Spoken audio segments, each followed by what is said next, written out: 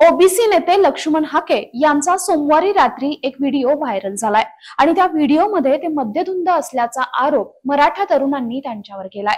पुण्यातील कोंढवा भागातून हा व्हिडिओ व्हायरल झालाय, ज्यामध्ये लक्ष्मण हाके आणि मराठा तरुण यांच्यामध्ये वाद सुरू असल्याचं पाहायला मिळतंय। लक्ष्मण हाके यांच्या खांद्याला पकडून मराठा तरुण त्यांना घेऊन जात आहेत, त्याच वेळी जोरदार घोषणाबाजी देखील सुरू आहे। लक्ष्मण हाकेंचं मेडिकल चेक करण्याची मागणीही मराठा तरुणांनी त्यावेळी केली होती। अखेर या प्रकरणात आता मोठी बातमी समोर आली आहे। हाकेंनी खरंच दारू पिली होती का? हाकेंचे प्राथमिक रिपोर्ट काय सांगतायत आणि नेमकं सगळं काय आहे हे प्रकरण समजून घेऊयात आजच्या व्हिडिओमधून। नमस्कार, मी भाग्यश्री आणि आपण पाहत आहात बखर लाईव्ह।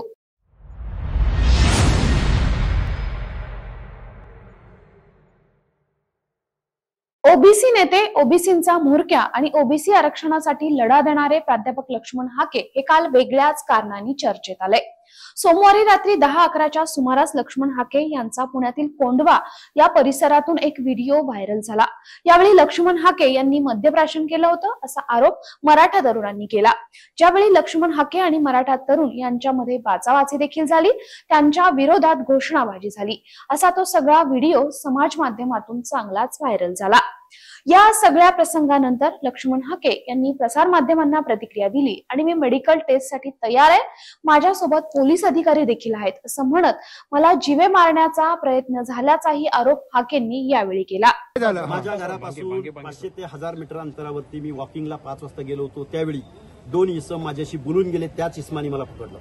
त्याच इस्मानी परत काय बोललं तुम्हाला? त्यावेळी माझ्याशी नॉर्मल बोलले, गेवराईचं वगैरे असं बोलले। तो गेवराईचा माणूस आहे, तो माझ्याशी बोलला सुद्धा। आणि परत मी जिथून खाली निघतो त्या ठिकाणी 5 ते 6 फोर व्हीलर आल्या आणि तिथून बाहेर पडत असताना मोटरसायकलवर मी होतो।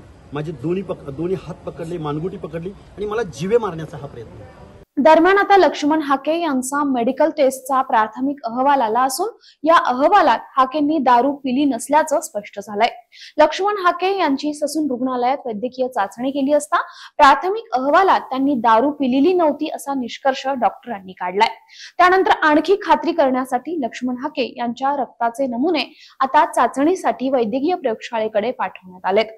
त्याचा अहवाल येण्यासाठी आणखी 1 ते 2 दिवस लागू शकतात। दरम्यान लक्ष्मण हाके हे रात्रीच नागपूरला रवाना झाले असून ते काल घडलेल्या प्रकाराबाबत त्यांनी पत्रकार परिषद घेतली। या एकूणच सर्वांमागे संभाजीराजे छत्रपती यांचा हात असल्याचा गंभीर आरोप त्यांनी केलाय।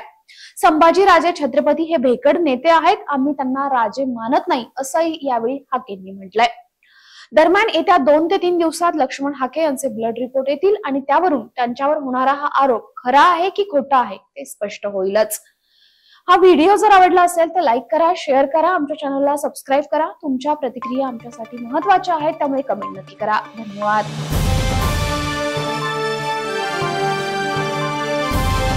समाजकारण, प्रशासन आणि राजकारणातल्या अचूक विश्लेषणासाठी बखर लाईव्हच्या सोशल मीडिया प्लॅटफॉर्म्सना लाईक, फॉलो आणि सबस्क्राईब करा।